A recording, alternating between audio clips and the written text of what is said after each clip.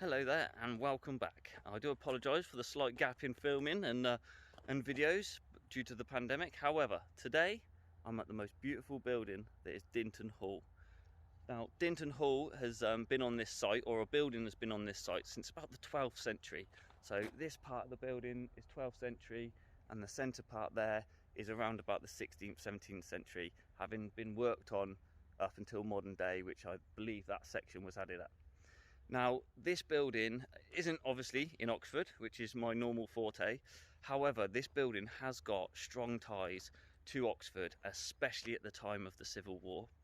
Now, Simon Main, the owner of this house during around about the 1700s, 1700s, Simon Main was a friend of Oliver Cromwell and would allow Oliver Cromwell to come and stay here whilst he was either planning or plotting his siege of Oxford.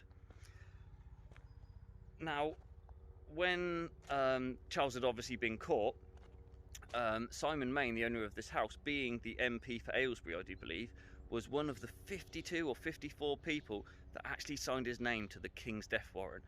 So when the monarchy was resurrected or reinstated in about 1660, Simon actually got taken to the Tower of London, where he died in about 1660, 1661.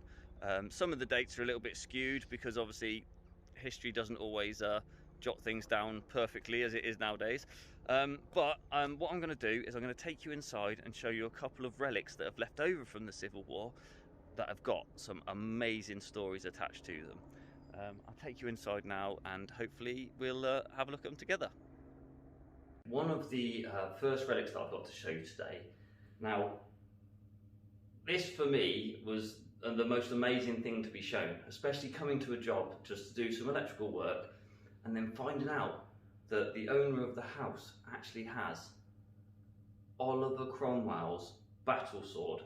Now, I believe this is from the Battle of Naseby. I may be getting the name wrong, and hopefully coming up on your screen will be exactly where the battle happened. Now, I'll give you a close-up of this in a minute. Now, what we have here is a sort of wooden sheath that seems to be slightly clad in leather, which is slightly degrading. It has got some beautiful markings on. We've got some X marks here.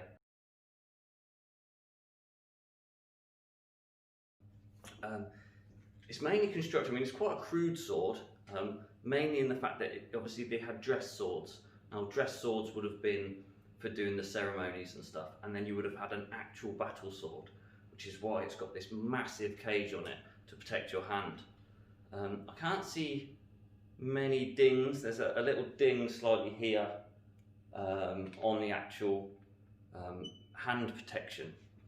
But what I'm going to do now is just unsheath it. So you can imagine Oliver Cromwell doing this, what, 300, 400 years ago, ready to slice someone's head off. So I'm not going to mess around with this, it's literally just having a look. So I'm going to put that down nicely. Now, we have a beautiful blade here. Again, this is a working sword as opposed to a dress sword. And you do actually have, I mean, I wouldn't say it was razor sharp, but considering it's 300 or 400 years old, I would say that it's reasonably sharp. And again, not overly pointed, but still, like, you could see that going nicely through skin and causing some major damage.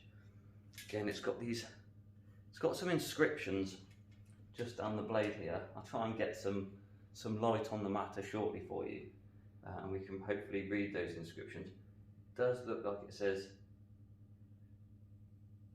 Andrea Arara, and on that side it says Andrea Arara. So I'm not sure what that is, and it has got some patterning. I do believe that these two indents here is to help, that one that obviously gives it strength because it's slightly thicker at this end as it goes down, and you can see there's a bit of flex in the blade, and then those would have helped obviously with, I don't know, blood running down the blade and then running into the grooves. It's got like a leather grip on it with, again, leather around the top there so that you can protect your hand from the metal guard. What fascinates me about this actual sword though is these dings, where it's obviously been clattered against another sword in battle. It's weighted perfectly, so you don't feel like the blade is actually involved. All the weight is centered around your hand. Now, again, as I said, some stories, you know, you can get 100% fact from, or there's real good documentation. Now, this sword has been documented as being in this building since about 1690 or something around those. Again, I'll try and find some more information for you. And to think that Oliver Cromwell once drew this sword in battle and potentially may have taken someone's life with it. And I'm not sure what the actual blade is. Again, you may be some better people to tell you about the construction of the blade and the handguard. But yeah, it is absolutely fascinating, especially for being so closely tied with Oxford and the Civil War, when Oxford was the capital. It's just blown my mind.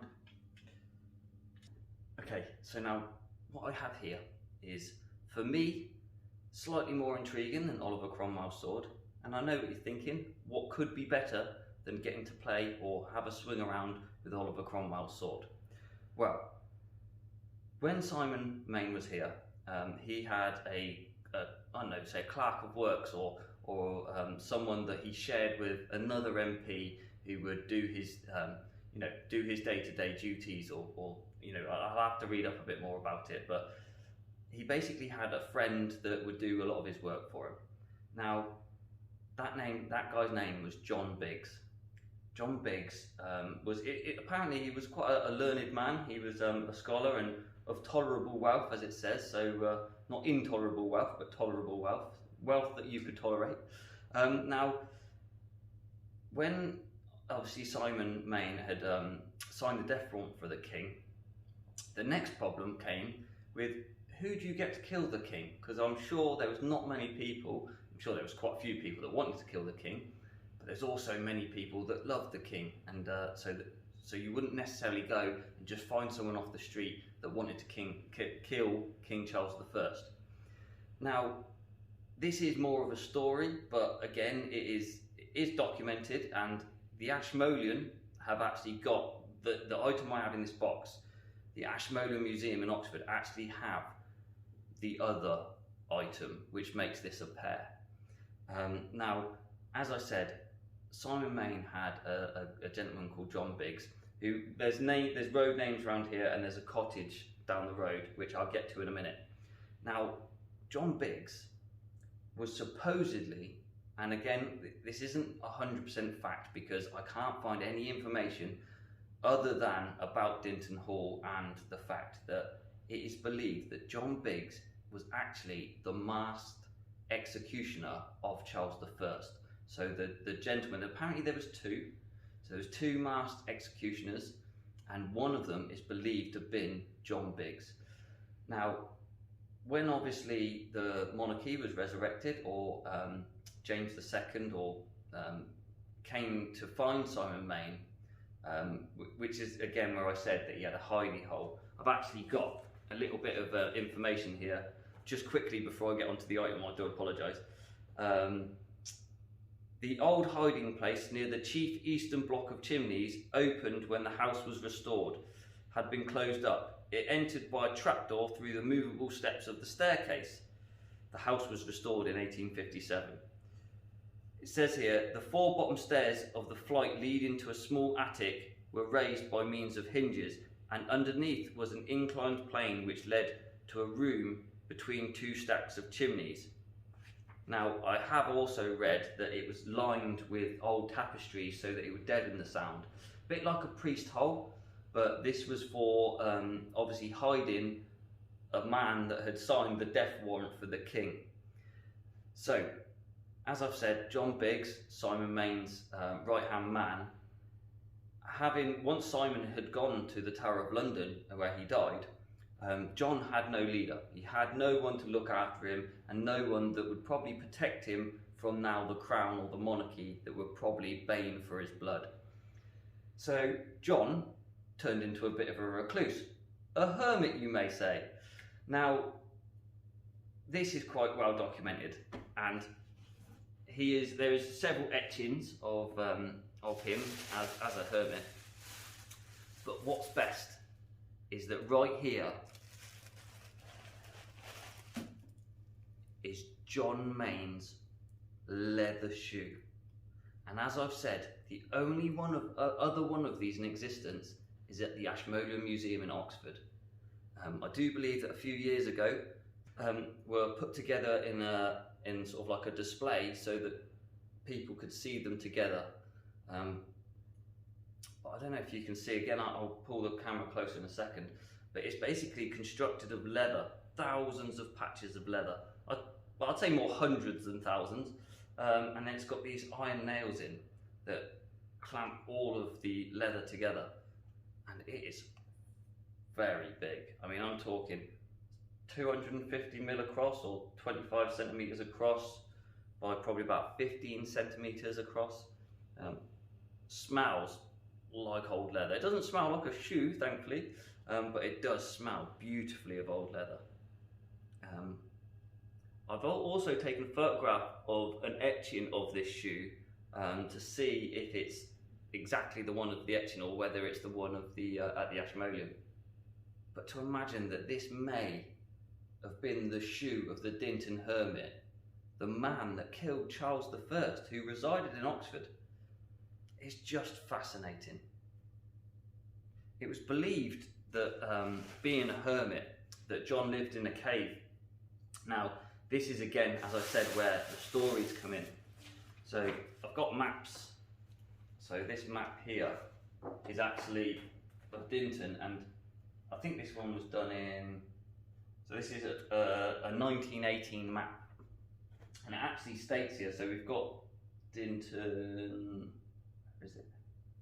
Oh, Dinton Lodge. I'll be pulling this up on the screen a bit closer for you. But you have Dinton Lodge there, and at the bottom there you have Hermit's Cave. Now that is only about 150 yards from the place that I'm actually stood now. Which, if you were a hermit and you were trying to get away from this house, because this house is obviously what ties you to the killing of Charles I, you possibly wouldn't stay only 150 yards out in the wilderness. Or the wilderness is sort of like a wood that was on the edge of the land. As I said before, there is a lane down the road called John Bigg's Lane, or Bigg's Lane, and there's a house down there called Bigg's Cave. When I was speaking to a gentleman that lives in the area, he was actually saying that I was asking about caves and whether there was like a rock face, you know, or anywhere that anyone could think that there might have been a cave. I've read different reports that it was a hut or an underground cave. But looking at the lie of the land, and I mean, look, it's quite flat out in the garden. You've got the Chilterns in the back there, but it's quite flat and it's quite clayey around here. But what they do have is a type of clay. I think it's called witching, and what it is it's a clay that's got lime in, and when you cut it out, and let it dry, it turns almost into stone. So a lot of the cottages around here will have a sort of retaining wall of about 2-3 feet. And then they will have witching piled on top of it, which will make the rest of the building. So it may well have been that John lived in a witching hole, or like a hole from where the witching had been removed to make, because you wouldn't have gone very far. You would have just got the witching from an area of where you lived, and then just, you know, built in situ. So yeah. So as I've said, it may well be that the etching that will be across your screen at the moment, this etching obviously depicts John in a cave. Now, the date of this etching is done several years after John's death. So I can only imagine that the cave is from the imagination of the artist at the time, and then the cave has been added into history. It may well have been that he just was a recluse who lived in the woods, or something along those lines. It is said that he used to have 3 bottles around his neck, as you can see in the etching, and one was of strong ale, one was of strong beer, one was of like small beer, and one was of milk. And apparently, hence the shoe covered in leather, that John only ever wanted patches of leather to make his clothes and his shoes. So that's pretty much all I've got on this matter. But it is just absolutely blown my mind that in one house, potentially, I've held onto Oliver Cromwell's sword and the shoe of Charles I, his executioner. Amazing. So I hope you've enjoyed listening to me today. I know I've probably rambled on. There's a couple of other items within all of this. This is the actual handwritten manuscript of one of the owners called Sir John Van Hatten, I believe. And it states here that in 1812 there was an earthquake for 10 minutes, and you could hear a distinct rumbling throughout the air. And you know, it's just bits of history like this that just fascinate me. So I'm glad you got to come and see these things with me today. Hopefully normal service will resume and I'll get back onto doing films of Oxford. But yeah, I hope you've enjoyed it, and I hope you understand why I filmed it and its ties to Oxford, and you've enjoyed this 20-minute video. Thank you very much, and I'll see you again next time.